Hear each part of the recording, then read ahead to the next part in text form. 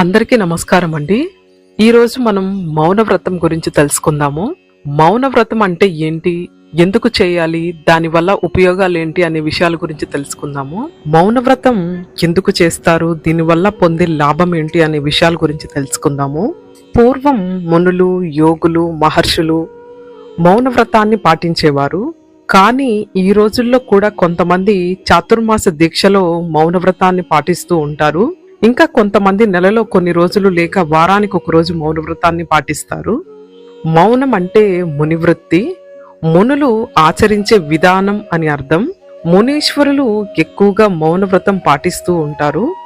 మౌన వ్రతం పాటించే వారు కనుకే వారికి ముని అని పేరు వచ్చింది. మనకు పంచ జ్ఞానేంద్రియాలు ఉన్నాయి. శరీరం, కళ్ళు, చెవులు, నాలుక, ముక్కు. వీటన్నిటికీ మౌనాన్ని ఇవ్వటమే మౌన వ్రతాన్ని ఆచరించడం. శరీరాన్ని ఎవ్వరూ తాకకుండా, కళ్ళతో ఏది చూడకుండా, చెవులు వేటిని వినకుండా, నాలుక ఏమీ మాట్లాడకుండా, లేక ఘనాహారం ఏమీ తినకుండా, ముక్కుతో ఉచ్ఛ్వాస నిశ్వాస క్రమాలు క్రమబద్ధీకరంగా ఉండగలిగి ఉండాలి. ఇవే కాక శరీరంలో మిగతా ఇంద్రియాలన్నీ కలిపి 10 ఇంద్రియాలు కూడా పూర్తిగా మౌనం పాటించడం నిజమైన మౌనవ్రతం పాటించడం. అందుకే మౌనవ్రతం చేస్తున్నప్పుడు ద్రవ ఆహారం తీసుకోవాలి అంటారు. కడుపు నిండితే నిద్రపోతారు తప్ప ఇక దైవ ధ్యానంపై ఆసక్తి ఉండదు. అందుకే ద్రవ ఆహారానికే ప్రాముఖ్యత ఉంటుంది. ఇంత నిష్టగా చేసే మౌనవ్రతం ఒక్క క్షణం చేసినా చాలు. మనం పుట్టిన నాటి నుంచి జీవించి ఉన్నంత కాలం నిరంతరం ఆగకుండా పనిచేసే ఏకైక యంత్రం మానవ శరీరం.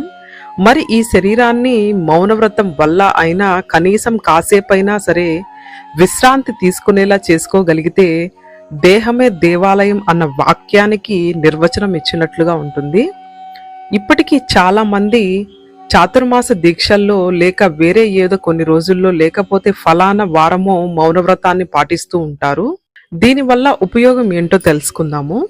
ఆరోగ్య పరంగా, ఆధ్యాత్మిక పరంగా మౌనవ్రతం మనిషికి ఎంతో మేలు చేస్తుంది.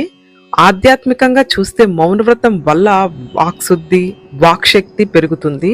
ఆరోగ్య పరంగా చూస్తే మనని మనం ప్రశాంతంగా ఉంచుకోవటానికి, కోపాన్ని అదుపులో పెట్టుకోవడానికి ఈ మౌనవ్రతం ఉపయోగపడుతుంది.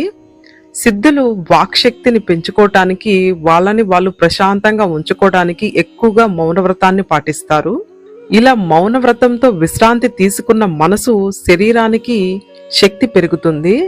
మరింత ఉత్సాహాన్ని పుంజుకొని శరీరం పనిచేస్తుంది. ఆధ్యాత్మికంగా మౌనాన్ని పాటిస్తే వాక్శుద్ధి, వాక్శక్తి పెరుగుతాయి. ఇంకా అవే కోపం, రోగాలను నియంత్రిస్తాయి. అలాగే మనము ఇతరులపై కోపతాపాలను ప్రదర్శించకుండా కొంత సంయమనాన్ని పాటించగలిగితే అనవసరమైన గొడవలు ఉండవు. కానీ మౌనవ్రతాన్ని పాటించడం ద్వారా మనసులో ప్రశాంతత ఏర్పడుతుంది. మనకు వచ్చే రోగాలు చాలా మటుకు మన ఆవేశాలతో, కోపంతో వస్తూ ఉంటాయి. వాటిని నియంత్రించుకుంటే మన ఆరోగ్యం బాగుంటుంది. అశాంతి, కోపతాపాలకు దూరంగా ఉండవచ్చునని పండితులు చెప్తున్నారు.